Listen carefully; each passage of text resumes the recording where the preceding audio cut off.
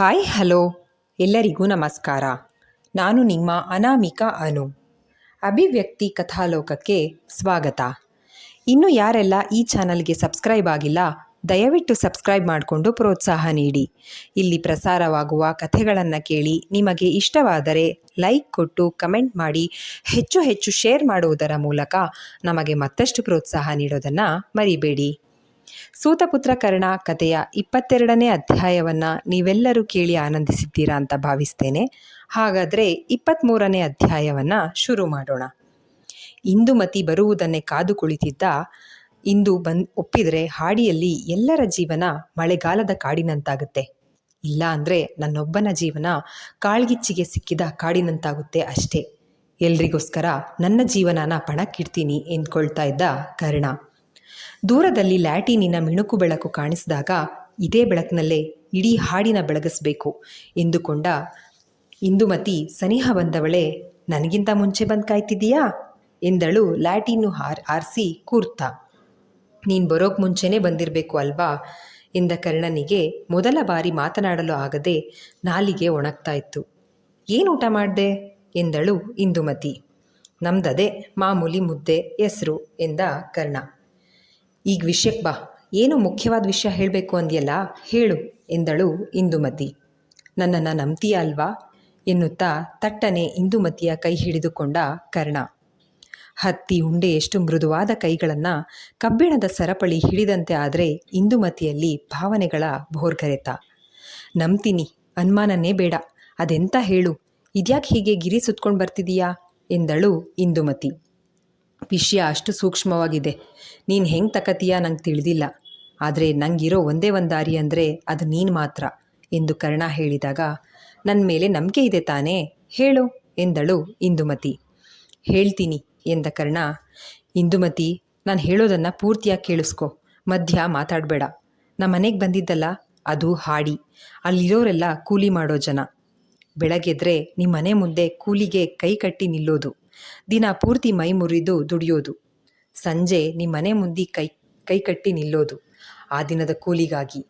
ಕೊಡೋ ಅಕ್ಕಿ ಗೋಧಿ ನುಚ್ಚು ಹಿಟ್ಟನ್ನೋ ತಂದು ಗಂಜಿನೋ ಮುದ್ದೆನೋ ಮಾಡಿಕೊಂಡು ತಿನ್ನೋದು, ಚಾಂಬನಂಗಡೀಲಿ ಸೇಂದಿ ಕುಡಿಯೋದು, ಇಷ್ಟೇ ಜೀವನ.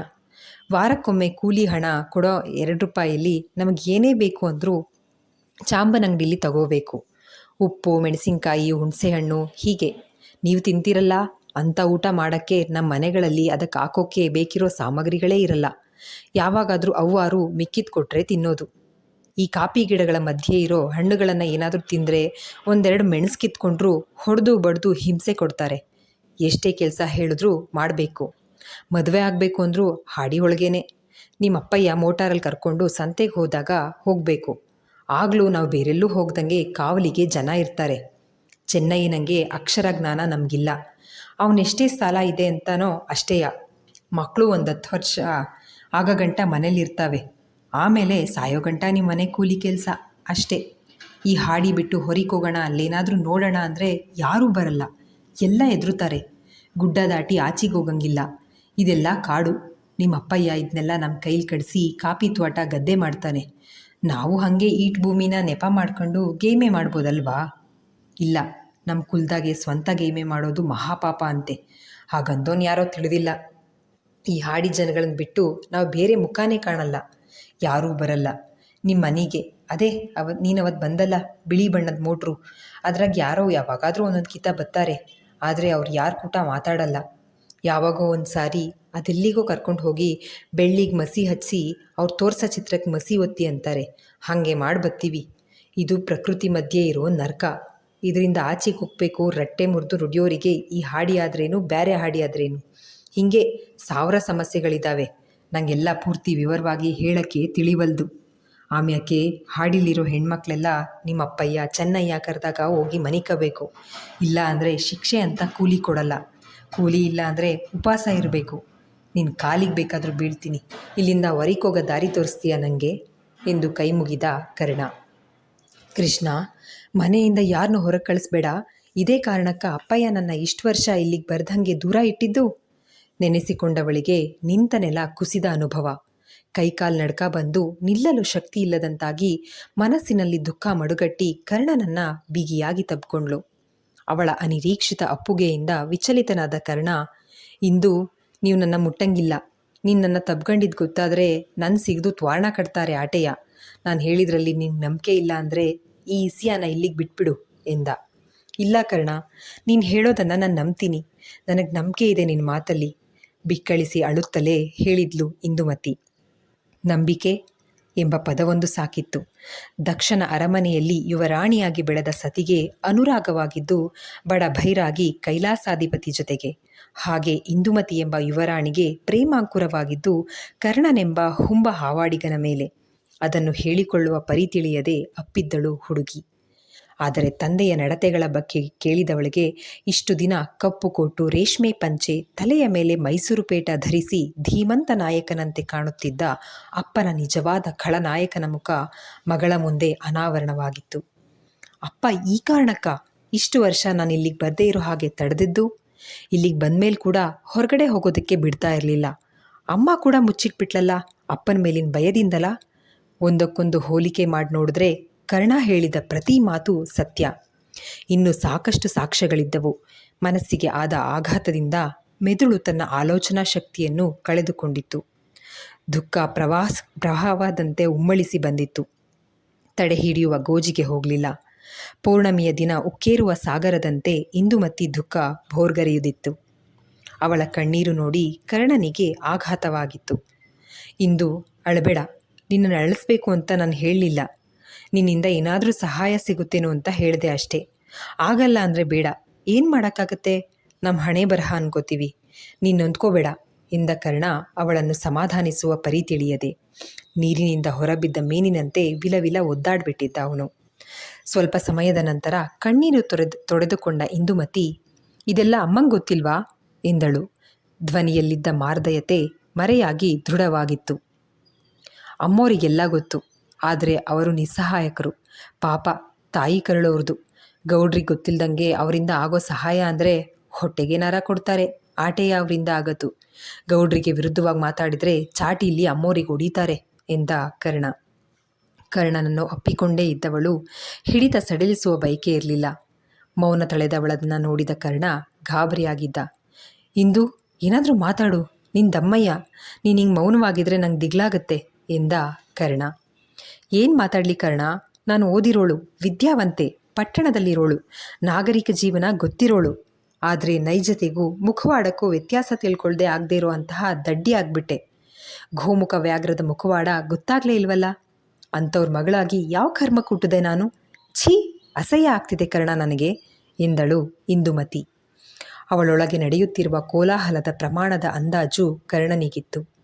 ಕುದುರೆಯ ಕುರಪುಟದ ಸದ್ದು ನಿಶೆಯ ನೀರವತೆಯನ್ನು ಕೊಲ್ಲುವಂತೆ, ಅಸ್ಥಿರತೆಯ ಅಲೆಗಳು ತೀರದ ಚಿತ್ತ ಕದಡುವಂತೆ, ಬೂದಿ ಮುಚ್ಚಿದ ಕೆಂಡದಂಥ ಸತ್ಯ ಇಂದುಮತಿಯ ಒಡಲನ್ನು ಸುಡ್ತಾ ಇತ್ತು. ಕರ್ಣ, ನನಗೆ ಸ್ವಲ್ಪ ಸಮಯ ಕೊಡು, ಏನು ಮಾಡಬಹುದು ಅಂತ ಯೋಚನೆ ಮಾಡೋದಕ್ಕೆ. ಸದ್ಯ ನನ್ನ ಬುದ್ಧಿಗೆ ಮಂಕ್ ಪಡೆದಿದೆ. ಇದೆಲ್ಲ ಅರ್ಗಿಸ್ಕೊಳ್ಳೋದಕ್ಕೆ ನನಗೆ ಸಮಯ ಬೇಕು. ಆದರೆ ನಾನು ಖಂಡಿತ ನಿನಗೆ ಸಹಾಯ ಮಾಡ್ತೀನಿ. ನಾನು ನಿನ್ನ ಜೊತೆ ಇರ್ತೀನಿ. ಯಾರೇ ಎದುರಾದರೂ, ಎಂಥದ್ದೇ ಸನ್ನಿವೇಶ ಎದುರಾದರೂ ಸರಿ, ನಾನು ನಿನ್ನ ಕೈ ಬಿಡೋದಿಲ್ಲ ಎಂದಳು ಇಂದುಮತಿ. ನೀನು ಅವ್ವೋರಂಗೆ ಅಂತ ಮೊದಲನೇ ಸರ್ತಿ ನೋಡಿದಾಗಲೇ ನಂಗೆ ಗೊತ್ತಾಗಿತ್ತು. ನಾನು ಹೇಳಿರೋ ವಿಷಯದಿಂದ ನಿನಗೆ ಎಷ್ಟು ದೊಡ್ಡದ ಮಟ್ಟದ ಆಘಾತ ಆಗಿದೆ ಅಂತ ನಾನು ಅರ್ಥ ಮಾಡ್ಕೊಳ್ಬಲ್ಲೆ. ಆದರೆ ನನಗೆ ನಿನ್ನ ಹತ್ರ ಸಹಾಯ ಕೇಳದೆ ಬೇರೆ ದಾರಿ ಇರಲಿಲ್ಲ ಎಂದ ಕರ್ಣ. ಆಯಿತು ಕಣೋ ಹುಂಬ, ಸಹಾಯ ಮಾಡ್ತೀನಿ ಅಂತ ಹೇಳಿದ್ನಲ್ಲ, ಇನ್ನು ಆ ಚಿಂತೆ ಬಿಡು ಎಂದಳು ಕಣ್ಣೀರು ಒರೆಸಿಕೊಂಡು. ಕರ್ಣನಿಗೆ ಇಂದುಮತಿ ಸಹಾಯ ಮಾಡಲು ಒಪ್ಪಿದ ಸಂತೋಷಕ್ಕಿಂತ ಅವಳು ನೊಂದುಕೊಂಡ ನೋವೇ ಹೆಚ್ಚಾಗಿತ್ತು. ನನ್ನ ಸ್ವಾರ್ಥಕ್ಕೋಸ್ಕರ ನಿನಗೆ ನೋವು ಕೊಟ್ಬಿಟ್ಟೆ, ಕ್ಷಮಿಸು ಅಂತ ಕೈ ಮುಗಿದಿದ್ದ. ನಿನ್ನ ಹಾಡಿ ಜನಗಳ ಸ್ವಾತಂತ್ರ್ಯಕ್ಕೋಸ್ಕರ ಇಷ್ಟೆಲ್ಲ ಶ್ರಮ ಪಡ್ತಿದ್ದೀಯ ನೀನು. ನಿಜವಾದ ಕ್ರಾಂತಿಕಾರಿ. ನಿನ್ನ ನೋಡಿದಾಗೆಲ್ಲ ನನಗೆ ಏನೋ ವಿಶೇಷವಾದ ಆಕರ್ಷಣೆ ಇದೆ ನಿನ್ನಲ್ಲಿ ಅಂತ ಅನ್ನಿಸ್ತಾ ಇತ್ತು. ಈ ಗಿರಿ ಕಾನನಗಳ ನಡುವಿನ ಕಾಡು ಜನರ ಏಳ್ಗೆಗಾಗಿಯೇ. ಅವರನ್ನು ನಮ್ಮಪ್ಪ ಅನ್ನೋ ಗೌಡ ಕಪಿಮುಷ್ಟಿಯಿಂದ ಬಂಧ ಮುಕ್ತಗೊಳಿಸೋದಿಕ್ಕೆ ಜನ್ಮ ತಾಳಿರೋನು ನೀನು, ಹೃದಯ ತುಂಬಿ ಹೆಮ್ಮೆಯಿಂದ ಹೇಳಿದ್ಲು ಇಂದುಮತಿ. ಕತ್ತಲಲ್ಲೂ ಇಂದುಮತಿಯ ಮುಖದಲ್ಲಿ ಬೆಳಕು ಕಾಣಿಸ್ತು. ನನ್ನಿಂದ ನಿನಗೆ ಬೇಜಾರಾಗಿಲ್ಲ ಅಲ್ವಾ ಎಂದು ಮತ್ತೊಮ್ಮೆ ಕೇಳಿದ ಕರ್ಣ. ಇಲ್ಲ ಕಣೋ ಹುಂಬ ಎಂದು ಹಾಲ್ಬೆಳಗಿನಂತೆ ನಕ್ಕಳು ಇಂದುಮತಿ. ನೀನು ನಕ್ದಲ್ಲ, ನನಗೀಗ ಸಮಾಧಾನ. ಕರ್ಣನು ಹಗುರಾದ. ಹುಂಬ ಎಂದವಳು ಮತ್ತೆ ತಬ್ಬಿಕೊಂಡಳು. ಏನಾಗಿದೆ ಇವಳಿಗೆ? ಯಾಕಿಂಗೆ ತಬ್ಬುಗೊತ್ತಿದ್ದಾಳೆ? ಯಾರಾದರೂ ಬಂದರೆ ನಿಂತಲ್ಲೇ ಚಡಪಡಿಸಿದ ಕರ್ಣ. ಮನಸ್ಸಿಗೆ ಆದ ಆಘಾತದಿಂದ ಅವಳಿಗೆ ತಾನೇನು ಮಾಡ್ತಿದ್ದೀನಿ ಅನ್ನೋ ಕಲ್ಪನೆಯೂ ಇರಲಿಲ್ಲ. ಮಾನಸಿಕವಾಗಿ ಕುಸಿದಿದ್ದವಳಿಗೆ ಆಸರೆ ಬೇಕಿತ್ತು. ಆ ಆಸರೆಯನ್ನು ಕರ್ಣನಲ್ಲಿ ಕಂಡುಕೊಂಡಿದ್ಲು. ಮಗಳ ವಯಸ್ಸಿನ ಹೆಣ್ಣು ಮಕ್ಕಳನ್ನು ಬಿಡದೆ ಭೋಗಿಸುವ ಶ್ರೀಮಂತ ತಂದೆಗಿಂತ ಯೌವನದ ಏರು ಹೊಸ್ತಿಲಲ್ಲಿರುವ ಹುಡುಗನ ಬಳಿ ಹೆಣ್ಣೊಬ್ಬಳು ತಾನಾಗೇ ಒಲಿದು ಬಂದು ಅಪ್ಪಿಕೊಂಡ್ರೂ ತಾನು ಕಿರುಬೆರಳು ಸೋಕದೆ ಸಂಯಮದಿಂದ ನಿಂತ ಕರ್ಣ. ಇಂದುಮತಿಗೆ ತಂದೆಗಿಂತ ಗುಣದಲ್ಲಿ 1000 ಪಟ್ಟು ಮೇಲಾಗಿ ಉತ್ತಮವಾಗಿ ಶ್ರೀಮಂತನಾಗಿ ಕಂಡಿದ್ದ ಕರ್ಣ. ಬುದ್ಧಿ ಬಂದಾಗಿನಿಂದ ನಡೆದ ಘಟನೆಗಳನ್ನು ಒಂದಕ್ಕೊಂದು ಹೋಲಿಕೆ ಮಾಡಿ ಯೋಚಿಸತೊಡಗಿದ್ಲು. ಒಬ್ಬಳೇ ಇರಬೇಕು ಅಂತ ಅನಿಸಿತ್ತು. ಕರ್ಣ, ನಾನು ನಿಂಗೆ ನಾಳೆ ಸಿಗ್ತೀನಿ, ನಾನಿನ್ನು ಬರಲೇ ಎಂದಳು ಇಂದುಮತಿ. ಬಂದು ಭಾಳ ಹೊತ್ತಾಯ್ತಲ್ಬಾ? ಹ್ಞೂ ಎಂದವನು. ಇನ್ನೊಂದು ವಿಷಯ ಹೇಳಲೇ ಇಲ್ಲ, ನಾನು ಎಲ್ಲ ಗೆಪ್ತಿ ಇಟ್ಕೊಂಡು ಹೇಳೋಕ್ಕೆ ಹೋಯ್ತದೆ, ಹಾಳಾದ ಮರುವು ಎಂದ. ಏನು, ಬೇಗ ಹೇಳು, ಮನಸ್ಸಿನಲ್ಲಿ ಯಾವ ಪ್ರಶ್ನೆಗಳನ್ನು ಉಳಿಸ್ಕೋಬೇಡ ಎಂದಳು ಇಂದುಮತಿ. ಅದು ನಿಮ್ಮ ಅಪ್ಪಯ್ಯನವು ಹಳೆ ಬಟ್ಟೆ ತಂದುಕೊಡೋಕೆ ಹೇಳಿದ್ನಲ್ಲ, ಅದು ನಂಗಲ್ಲ, ಬೇರೆಯವರಿಗೆ ಎಂದ ಕರ್ಣ. ಅದನ್ನು ಮಧ್ಯಾಹ್ನನೇ ಹೇಳಿದ್ಲಿಲ್ಲ ಎಂದಳು ಇಂದುಮತಿ. ನಿಂತವ ಇನ್ನೊಂದು ರಹಸ್ಯ ಹೇಳಿಲ್ಲ, ಇದುವರೆಗೂ ನನ್ನ ಎತ್ತವಂಗನೂ ಹೇಳಿಲ್ಲ, ನನ್ನೊಳಗೆ ಮುಚ್ಕೊಂಡಿವ್ನಿ, ನಿಂತವನೇ ಮೊದಲನೇ ಕಿತ ಹೇಳ್ತೀವ್ನಿ ಎಂದು ಕರ್ಣ ಹೇಳಿದ್ರೆ, ಹಾಡಿ ವಿಷಯ ಎಲ್ಲರೂ ಅನುಭವಿಸ್ತಾ ಇರೋದು ಹೇಳಿದೆ, ಆದರೆ ಹೆತ್ತ ತಾಯಿ ಹತ್ರನೂ ಹೇಳದೇ ಇರೋವಂಥ ಚಿದಂಬರ ರಹಸ್ಯದಂಥ ಸತ್ಯನ ನನ್ನ ಹತ್ರ ಹೇಳೋ ಅಷ್ಟು ನಂಬ್ತಿ ಏನನ್ನ ಹುಬ್ಬೇರಿಸಿ ಕೇಳಿದ್ಲು ಇಂದುಮತಿ. ಹೌದು, ನನ್ನ ಮ್ಯಾಗ ನಂಗೆ ಎಷ್ಟು ನಂಬಿಕೆ ಐತೋ ನಿನ್ನ ಮ್ಯಾಗೂ ಅಷ್ಟೇ ನಂಬಿಕೆ ಐತೆ, ಅದಕ್ಕೆ ಹೇಳ್ತೀವ್ನಿ. ನಾನು ಇಲ್ಲಿಂದ ಭಾಳ ದೂರ ಈ ಗಿರಿ ದಾಟಿ ಆಚೆಗೆ ಹೋಗಬೇಕು, ಬ್ಯಾರೆ ಗಿರಿ ಅದು. ಅದ್ರ ನಡುವಲ್ಲಿ ಜಾಗ ಪ್ರಶಸ್ತವಾಗಿತ್ತು. ಅಲ್ಲಿ ಸಮಯ ಸಿಕ್ಕಾಗಲೆಲ್ಲ ಈಟಿಟೆ ಕಡಿದು ಭೂಮಿ ಮಾಡಿವ್ನಿ, ಯಾರಿಗೂ ಗೊತ್ತಿಲ್ದಂಗೆ. ನೀರಿಗೆ ಸಣ್ಣ ಜರಿನೂ ಐತೆ, ಒಂದು ಸಣ್ಣ ಗುಹೆ ಇದೆ ಉಳ್ಕೊಳ್ಳೋಕ್ಕೆ. ಹೆಂಗಾರ ಒಂದು ಇಡೀ ಭತ್ತ ಇಸ್ಕೊಂಡು ನಾನೇ ಸ್ವಂತ ಗೇಮೆ ಮಾಡುವ ಅಂತ. ಹೀಗೆ ಅಲ್ಲೋದಾಗಲೇ ಒಬ್ಬ ಬಿದ್ದಿದ್ದ, ಅವನೇ ಅಲ್ಲೇ ಮಡಗಿ ಜೋಪಾನ ಮಾಡಿವ್ನಿ. ಅವನೇನಾರ ಕ್ಯಾಮೆ ಕೊಡು, ಮಾಡ್ಕೊಂಡು ಇಲ್ಲೇ ಇರ್ತೀನಿ ಅಂತ ಅವನೇ. ಅದಕ್ಕೆ ನಂಗೊಂದು ಉಪಾಯ ಬಂದದೆ, ಅಲ್ಲಿ ಗೇಮೆ ಮಾಡಿ ನೋಡ್ಕೊಳ್ಳೋಕ್ಕೆ ಅವನ್ನ ಬಿಡೋಣ ಅಂತ. ಹೆಂಗೈತೆ ಯೋಜನೆ, ಸಂದಾಗೈತಾ ಎಂದು ಕರ್ಣ ತನ್ನ ಕಾರ್ಯರೂಪವನ್ನು ತೀರಾ ಸಾಮಾನ್ಯ ಎಂಬಂತೆ ಹೇಳಿದಾಗ ಬಾಯಿ ಮೇಲೆ ಬೆರಳಿಟ್ಟುಕೊಂಡು ಅಚ್ಚರಿಯೊಂದನ್ನು ನೋಡುವಂತೆ ನೋಡಿದ್ಲು ಇಂದುಮತಿ. ಬಾಯಿ ಮುಚ್ಕೋ, ಸೊಳ್ಳೆ ಗುಂಗ್ರ ಬಾಯೊಳಿಗೆ ಹೋಗ್ತವೆ, ಅದ್ಯಾಕಂಗೆ ಚ್ವಾಮನ್ ನೋಡ್ದಂಗೆ ನೋಡ್ತಿದ್ದೀಯಾ? ನಿನ್ನಷ್ಟು ಬೆಳಗಿಲ್ಲ, ಕತ್ಲಲ್ಲಿ ಮಾರಿ ಕಾಣ್ತಿಲ್ವಾ ಎಂದ ಕರ್ಣ. ಹೇ ಹುಂಬ, ತಾಳೋ ಸ್ವಲ್ಪ, ನಿನಗೆ ಅಕ್ಷರ ಜ್ಞಾನ ಇಲ್ಲ, ಹಾಡಿಯಿಂದ ಹೊರಗಿನ ಪ್ರಪಂಚ ನೋಡಿಲ್ಲ, ಆದರೆ ನಿನ್ನ ಸರಿ ಹೊಂಡು, ನೀನಿನ್ನ ಯಾರಾದರೂ ಎಚ್ಚರ ಆಗಿ ನಿಮ್ಮ ಮನ್ಯಾಕೆ ನೋಡಿದ್ರೆ ಕಷ್ಟ ಎಂದ ಕರ್ಣ. ಬಿಟ್ಟು ಹೋಗಲು ಮನಸ್ಸಿಲ್ಲದ ಮನಸ್ಸಿನಿಂದ ಹೊರಟಳು ಇಂದುಮತಿ. ಅವಳ ಬಳಿ ಎಲ್ಲವನ್ನು ಹೇಳಿದ ಮೇಲೆ ಅರ್ಧ ನಿರಾಳನಾದನಂತೆ ಕರ್ಣ ಹಾಡಿಗೆ ಹಿಂತಿರುಗಿದ್ರೆ, ಇಂದುಮತಿ ಅಲ್ಲಿದ್ದಷ್ಟು ಸಮಯ ಸಮಾಧಾನದಿಂದ ಇದ್ದವಳಿಗೆ ಈಗ ಸುತ್ತ ಮುಗಿಲೆತ್ತರಕ್ಕೆ ಬೆಳೆದು ನಿಂತ ದೈತ್ಯಾಕಾರದ ಮರಗಳು, ಮುಗಿಲಿಗೆ ಚುಂಬಿಸುವಂಥ ಗಿರಿಗಳು, ಅವುಗಳ ನಡುವಲ್ಲಿ ನಿಂತವಳಿಗೆ ಇದೊಂದು ಮಹಾಸಾಗರ. ನಡುಗಡಲಲ್ಲಿ ಸ್ತಬ್ಧವಾದ ಹಡಗಿನಂತೆ ಆಗಿತ್ತು ಅವಳ ಸ್ಥಿತಿ. ಸುತ್ತ ಗವ್ವೆನ್ನುವ ಕತ್ತಲೆ, ಮಿಣುಕು ಹುಳುಗಳು, ಸೊಳ್ಳೆ ನೊಣಗಳಂಥ ಕ್ರಿಮಿಕೀಟಗಳು, ಗುಯಿಗುಡುವ ಹೊರತು ಮತ್ತೇನೂ ಕೇಳಿಸ್ತಿಲ್ಲ. ನೀರವ ಮೌನ. ಅಪ್ಪನೆಂಬ ರಕ್ಕಸನ ಬಾಹುಬಂಧನದಲ್ಲಿ ಇಡೀ ಹಾಡಿ ಸಿಲುಕಿ ಹೊರಬರಲಾಗದೆ ಒದ್ದಾಡ್ತಿದೆ. ಇಷ್ಟು ದಿನ ಅಪ್ಪ ನನಗೆ ಏನೂ ಕೊರತೆ ಇಲ್ಲದಂತೆ ಸಾಕಿದ್ದು ಇವರ ಬೆವರಿನ ಶ್ರಮದ ಹಣದಿಂದ. ವಾರವಿಡೀ ದುಡಿದವರಿಗೆ 2 ರೂಪಾಯಿ ಸಂಬಳ, ನಮಗೆ ಖರ್ಚಿಗೆ ಅಂತ 100ರ ನೋಟುಗಳು. ಕಷ್ಟಪಟ್ಟು ದುಡಿಯೋರು ಹರಕಲು ಹಂಗಿ ಚಾಪೆ ಮೇಲೆ ಮಲಗಿದ್ರೆ ನಾವು ಮಂಚದ ಮೇಲೆ ಮೆತ್ತನೆ ಹಾಸಿಗೆಯಲ್ಲಿ ಮಲಗ್ತಿದ್ವಾ?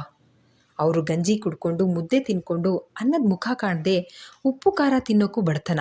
ಸಾರಿನ ಮುಖ ನೋಡಿಲ್ಲ. ಹಾಲು ಮೊಸರು ಮಜ್ಜಿಗೆ ಇಲ್ಲ, ಸಿಹಿ ಖಾದ್ಯಗಳಂತೂ ಇಲ್ಲವೇ ಇಲ್ಲ. ಯಾರೋ ಕಷ್ಟಪಟ್ಟು ದುಡಿದಿದ್ರಲ್ಲಿ ನಾವು 3 ಹೊತ್ತು ಭಕ್ಷಾನ್ನ ತಿನ್ಕೊಂಡು ಒಳ್ಳೆ ಬಟ್ಟೆ ಹಾಕ್ಕೊಂಡು ಪೇಟೆಲ್ಲಿ ಓದ್ತಾ ಇದ್ವಿ. ಮೇಲ್ವರ್ಗ ಕೆಳವರ್ಗ ಯಜಮಾನ ನೌಕರ ಯಾವುದೂ ಇಲ್ಲ ಅಂತಲ್ಲ, ಆದರೆ ಒಬ್ಬರನ್ನಲ್ಲ, ಒಂದಿಡೀ ಸಮುದಾಯನೇ ಹಿಂಸೆ ದೌರ್ಜನ್ಯದಿಂದ ತನ್ನ ಕಪಿಮುಷ್ಟಿಯಲ್ಲಿ ಇಟ್ಕೊಂಡು ದುಡಿಸೋದು ಎಷ್ಟು ಸರಿ? ಎಲ್ಲಿ ಬಂದಿದೆ ಸ್ವಾತಂತ್ರ್ಯ ಹಾಗಾದರೆ ದೇಶಕ್ಕೆ? ಇವರಿಗೂ ಬ್ರಿಟಿಷರಿಗೂ ಏನಾದರೂ ವ್ಯತ್ಯಾಸ ಇದೆಯಾ? ಅವರು ಹೊರಗಿನವರು, ನಮ್ಮ ದೇಶದ ಸಂಪತ್ತನ್ನು ಕೊಳ್ಳೆ ಹೊಡ್ಕೊಂಡು ದೇಶನ ಖಾಲಿ ಮಾಡಿ ಹೋದರು. ಇವ್ರು ಮಾಡ್ತಿರೋದು ಕೂಡ ಅದೇ. ದೇಶದ ಸಂಪತ್ತನ್ನು, ಅರಣ್ಯದ ಸಂಪತ್ತನ್ನು ತನ್ನ ಸ್ವಾರ್ಥಕ್ಕಾಗಿ ಸರ್ಕಾರದ ಕಣ್ಣಿಗೆ ಮಣ್ಣೆರಚಿ ಕಾಡು ಕಡ್ದು ವ್ಯವಸಾಯದ ಭೂಮಿ ಮಾಡಿಕೊಂಡಿದ್ದಾರೆ. ಇದು ಅಪರಾಧ ಅಲ್ವಾ? ಅರಣ್ಯ ಇಲಾಖೆ ಕಣ್ಣಿಗೆ ಬಿದ್ದಿಲ್ವಾ? ಅಪ್ಪ ಹೆಂಗೆ ಶಾಸಕರು ತುಂಬ ಆತ್ಮೀಯರು ಅಂದರೆ ಇದರಲ್ಲಿ ಅವ್ರ ಪಾಲು ಇದೆಯಾ? ಯಾರಿಗೋಸ್ಕರ ಮಾಡ್ತಿದ್ದಾರೆ ಇದನ್ನೆಲ್ಲ? ಇರೋದು 2 ಮಕ್ಕಳು, ಬದುಕೋಕೆ ಎಷ್ಟು ಬೇಕು ಇಷ್ಟೆಲ್ಲ ಬೇಕಾ? ನಿಮ್ಮನ್ನು ತುಂಬ ಎತ್ತರದ ಸ್ಥಾನದಲ್ಲಿಟ್ಟು ನೋಡ್ತಿದ್ದೆ ಅಪ್ಪ. ಆದರೆ ಇವತ್ತು ನನಗೆ ಗೊತ್ತಾದ ಸತ್ಯದಿಂದ ನಿಮ್ಮ ವ್ಯಕ್ತಿತ್ವ ಅಷ್ಟೇ ಪಾತಾಳಕ್ಕೆ ಕುಸಿತು. ಅಲ್ಲ ಅಪ್ಪ, ನನ್ನ ವಯಸ್ಸಿನ ಹೆಣ್ಮಕ್ಳ ಜೊತೆ ಛೀಚಿ, ನಿಮ್ಗಾಗ ನನ್ನ ನೆನಪಾಗಲಿಲ್ವಾ? ನನ್ನ ಮಗಳಂಗೆ ಇವಳು ಅಂತ ಅನ್ನಿಸ್ಲೇ ಇಲ್ವಾ? ಭಾಗ್ಯತೆ ಪದೇ ಪದೇ ಪ್ರಶ್ನೆ ಮಾಡಿದ್ರು ನಾನು ಅವ್ರ ಮಾತನ್ನು ಅಷ್ಟು ಗಂಭೀರವಾಗಿ ತಗೊಳ್ಳಿಲ್ಲ. ಅಂದರೆ ಅತ್ತೆಗೆ ಅಪ್ಪನ ಮೇಲೆ ಅನುಮಾನ ಬಂದಿತ್ತಾ? ಯಾಕೆ ಬರಲ್ಲ? ನಾನು ದಡ್ಡಿ, ನಮ್ಮಪ್ಪ ಹೀರೋ ಅಂದ್ಕೊಂಡೆ. ಬುದ್ಧಿ ಬಂದಾಗಿಂದ ನಾನಾಗಲಿ ಮಾವ, ಅತ್ತೆ, ಅಜ್ಜಿ ಯಾರೂ ಹಾಡಿಗೆ ಬಂದಿರೋದು ನೆನಪೇ ಇಲ್ಲ. ಅಮ್ಮ ಅಪರೂಪಕ್ಕೆ, ಅಪ್ಪ ಆಗಾಗ ಬಂದು ನೋಡ್ಕೊಂಡು ಹೋಗೋರು ಅಷ್ಟೇ. ಮಗಳನ್ನೇ ಮನೆಯಿಂದ ದೂರ ಇಡೋ ಅವಶ್ಯಕತೆ ಏನಿತ್ತು? ತಮ್ಮ ಕರಾಳ ಮುಖ ಗೊತ್ತಾಗದೇ ಇರಲಿ ಅಂತ ಅಷ್ಟೇ. ಈಗಲೂ ನನಗೆ ಹುಷಾರಿಲ್ಲದೆ ಅವರನ್ನು ಕೇಳದೆ ಬಂದಿದ್ದಕ್ಕೆ ಇಟ್ಕೊಂಡ್ರು ಅಷ್ಟೇ. ಇಲ್ಲ ಅಂದಿದ್ರೆ ಅಲ್ಲೇ ಇನ್ನೂ ದೊಡ್ಡ ಆಸ್ಪತ್ರೆ ಕರ್ಕೊಂಡು ಹೋಗ್ತಿದ್ರೆ ವಿನಃ ಕರ್ಕೊಂಡು ಬರ್ತಿರ್ಲಿಲ್ಲ. ಬಂದಮೇಲೂ ಕೂಡ ಮನೆಯೊಳಗೆ ಗೃಹ ಬಂಧನದಲ್ಲಿ ಇಡೋ ಥರ ಇರಿಸಿದ್ರು. ಹೊರಗೆ ಹೋಗೋ ಹಾಗೂ ಇರಲಿಲ್ಲ. ಇದೆಲ್ಲ ಅವ್ರ ಮುಖವಾಡ ನಮಗೆ ಗೊತ್ತಾಗದೇ ಇರಲಿ ಅಂತ ಅಲ್ವಾ? ನಮಗಿದ್ಯಾವುದೂ ಗೊತ್ತಾಗಲಿಲ್ಲ. ಆಗಾಗ ಶ್ರೀನಿವಾಸಣ್ಣ ಮಾತ್ರ ಬರೋನು ಅಂದರೆ ಅವನಿಗೆ ಸತ್ಯ ಗೊತ್ತಾ? ಹಾಗಾದರೆ ಅವನು ಅಪ್ಪನ ಹಾಗೆ. ಪಾಪ ಅಮ್ಮ ಇಷ್ಟು ವರ್ಷದಿಂದ ಯಾರ ಹತ್ರನೂ ಹೇಳ್ಕೊಳ್ದೆ ಎಷ್ಟೆಲ್ಲ ನೋವು ತಿಂದಿದ್ದಾರೆ. ಬಂಗಾರದ ಪಂಜರದಲ್ಲಿರೋ ಗಿಣಿ ಹಾಗೆ ಅಮ್ಮ. ತನಗೆ ತಾನೇ ಹೊಳೆದಿದ್ದನ್ನೆಲ್ಲ ಯೋಚಿಸಿಕೊಂಡು ಮನೆ ತಲುಪಿ ಯಾರಿಗೂ ಎಚ್ಚರವಾಗದಂತೆ ಕೋಣೆ ಸೇರಿ ಮಲಗಿದ್ಲು. ನಿದ್ರೆ ಇವಳ ಬಳಿ ಬರುವುದಿಲ್ಲ ಎಂದು ಬಂಡಾಯ ಹೂಡಿತ್ತು. ಎಷ್ಟು ಯೋಚಿಸಿದ್ರೂ ಯಾವ ದಿಕ್ಕಿನಿಂದ ಕೂಡ ಒಂದೇ ಒಂದು ಅಂಶ ಅಪ್ಪ ನಿರಪರಾಧಿ, ಒಳ್ಳೆಯವನು ಅಂತ ಅನ್ನಿಸ್ಲೇ ಇಲ್ಲ ಅವಳಿಗೆ. ಈಗ ಅವಳ ಯೋಚನೆ ಕರ್ಣನಿಗೆ ಸಹಾಯ ಮಾಡೋದರ ಕಡೆ ಹರಿದಿತ್ತು. ಪೇಟೆಯಿಂದ ತುಂಬ ದೂರ ಇದೆ ಈ ಹಾಡಿ. ವಾಹನ ಸಂಚಾರ ಕೂಡ ಇಲ್ಲ. ಅವತ್ತು ಬರುವಾಗ ಅರೆ ಪ್ರಜ್ಞಾವಸ್ಥೆಯಲ್ಲಿ ಬಂದಿದ್ದು. ರಸ್ತೆ ನನಗೆ ಸರಿಯಾಗಿ ಗೊತ್ತಿಲ್ಲ. ಕರ್ಣನ್ ಹೇಗೆ ಇಲ್ಲಿಂದ ಹೊರಗಡೆ ಕರ್ಕೊಂಡು ಹೋಗೋದು? ಕರ್ಣ ಒಬ್ಬನೇ ಅಲ್ಲ, ಇಡೀ ಆಡಿ ಜನನ್ನ ಕರ್ಕೊಂಡು ಹೋಗಬೇಕು. ಅಪ್ಪನ ಸಹಾಯಕನಾಗಿ ಲೆಕ್ಕದ ಚೆನ್ನಯ್ಯ ಮಾತ್ರನ ಇರೋದು? ಇಲ್ಲ, ಸಂತೆಗೆ ಹೋದಾಗ ಕಾವಲಿರ್ತಾರಲ್ಲ ಅನ್ನಲ್ಲ ಕರ್ಣ. ಹಾಗಾದರೆ ಬೇರೆ ಕಾವಲುಗಾರರು ಇದ್ದಾರೆ ಅಂತ ಆಯಿತು. ಹಾಡಿ ಜನಗಳಿಗೆ ಬೇಕಿರೋದು ಸ್ವತಂತ್ರವಾಗಿ ಬದುಕೋ ಮೂಲಭೂತ ಹಕ್ಕು. ಅದನ್ನು ಕಲ್ಪಿಸ್ಕೊಡ್ಬೇಕು. ಅಂದರೆ ನಾನು ಇಲ್ಲೇ ಇನ್ನೂ ತುಂಬ ದಿನ ಇರಬೇಕಾಗತ್ತೆ. ಅಪ್ಪಯ್ಯ ಬಂದ ಕೂಡಲೇ ನನ್ನ ಪೇಟೆಗೆ ಕಳಿಸ್ತಾರೆ. ಇಲ್ಲ, ಹಾಗಾಗಬಾರ್ದು. ಅಪ್ಪಯ್ಯ ಬರೋದ್ರೊಳಗೆ ಸಾಧ್ಯವಾದಷ್ಟು ಕೆಲಸ ಮಾಡಬೇಕು. ಆಮೇಲೆ ಇಲ್ಲೇ ಉಳ್ಕೊಳ್ಳೋದಕ್ಕೆ ಯೋಜನೆ ಹಾಕಬೇಕು. ಮೊದಲು ಕರ್ಣ ಸ್ವಂತವಾಗಿ ವ್ಯವಸಾಯ ಮಾಡಲಿ. ಮನೆಯಿಂದ ಭತ್ತ ತೊಗೊಂಡು ಹೋಗ್ಕೊಡ್ತೀನಿ. ಗುಹೆ ಇದೆ ಅನ್ನಲ್ಲ, ಅಲ್ಲಿ ಶೇಖರಣೆ ಮಾಡಿಕೊಳ್ಳಿ. ಕಷ್ಟ ಅಂದರೆ ಕೈಲಿ ಹಣ ಇದ್ದರೆ ಏನಾದರೂ ಮಾಡಬಹುದು. ಅವನ ಕೈಗೆ ಆದಷ್ಟು ಹಣ ಕೊಡಬೇಕು.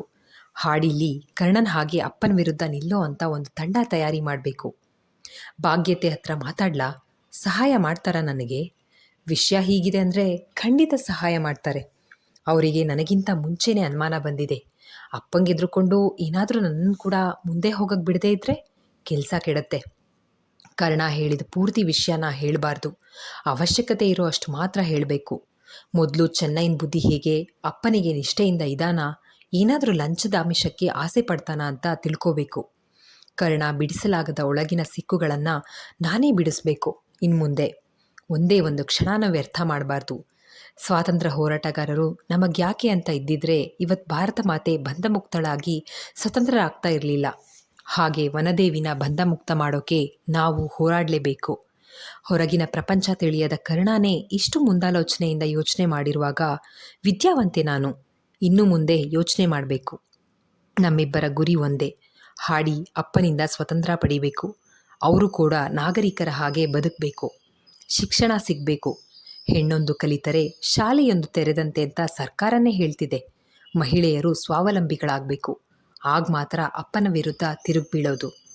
ಹಾಡಿ ಜನಗಳಿಗೆ ಹಳ್ಳಿ ಪೇಟೆಗಳಲ್ಲಿ ಜನ ಹೇಗೆ ಸ್ವತಂತ್ರವಾಗಿ ಬದುಕ್ತಾರೆ ಅಂತ ಮೊದಲು ನಾಗರಿಕ ಜೀವನನ ಬಗ್ಗೆ ಅರ್ಥ ಮಾಡಿಸ್ಬೇಕು. ಜೀತ ಪದ್ಧತಿ, ಬಾಲಕಾರ್ಮಿಕ ಇವೆಲ್ಲ ಶಿಕ್ಷಾರ್ಹ ಅಪರಾಧ. ವ್ಯವಸಾಯದಲ್ಲಿ ಇರುವ ಸ್ವಾವಲಂಬನೆಯ ಮಹತ್ವ, ರೈತನೇ ದೇಶದ ಬೆನ್ನೆಲುಬು ಅನ್ನೋದನ್ನೆಲ್ಲ ತಿಳಿಸಿ ಹೇಳಬೇಕು. ಇದೆಲ್ಲ ಅಪ್ಪನಿಗೆ, ಅವನ ಭಂಟರಿಗೆ ತಿಳಿದಂಗೆ ಮಾಡಬೇಕು. ಸ್ವಾತಂತ್ರ್ಯಕ್ಕಾಗಿ ಹೋರಾಡಿದ ವೀರನಾರಿ ಕಿತ್ತೂರು ಚೆನ್ನಮ್ಮ, ಝಾನ್ಸಿ ರಾಣಿ ಲಕ್ಷ್ಮೀಬಾಯಿ, ಬೆಳವಾಡಿ ಮಲ್ಲಮ್ಮ, ಒನಕೆ ಓಬವ್ವ ಇಂಥ ವೀರನಾರಿಯರು ಬಾಳಿ ಬದುಕಿದ ಮೆಟ್ಟಿ ಮಡಿದ ಮಣ್ಣಿದು. ಇಂಥ ಮಣ್ಣಲ್ಲಿ ಹೆಣ್ಣು ಅತಿ ಸಾಮಾನ್ಯ ಜೀವನಕ್ಕೋಸ್ಕರ ತನ್ನನ್ನೇ ತಾನು ಅರ್ಪಿಸ್ಕೊಳ್ಬೇಕು ಅಂದರೆ ಎಂಥ ಅವಮಾನಕರ ವಿಷಯ. ನೆನೆಸಿಕೊಂಡವಳ ಎದೆಯಲ್ಲಿ ಜ್ವಾಲಾಮುಖಿ ಕುದಿಯುತ್ತಿತ್ತು. ಇಲ್ಲಿಗೆ ಈ ಸಂಚಿಕೆ ಮುಕ್ತಾಯವಾಯಿತು. ಈ ಸಂಚಿಕೆ ನಿಮ್ಮೆಲ್ಲರಿಗೂ ಇಷ್ಟವಾಗಿದೆ ಅಂತ ಭಾವಿಸ್ತೇನೆ. ದಯವಿಟ್ಟು ನಿಮ್ಮ ಅನಿಸಿಕೆ ಅಭಿಪ್ರಾಯಗಳನ್ನು ಕಮೆಂಟ್ ಸೆಕ್ಷನಲ್ಲಿ ಹಂಚ್ಕೊಳ್ಳೋದನ್ನು ಮರಿಬೇಡಿ. ಧನ್ಯವಾದಗಳು.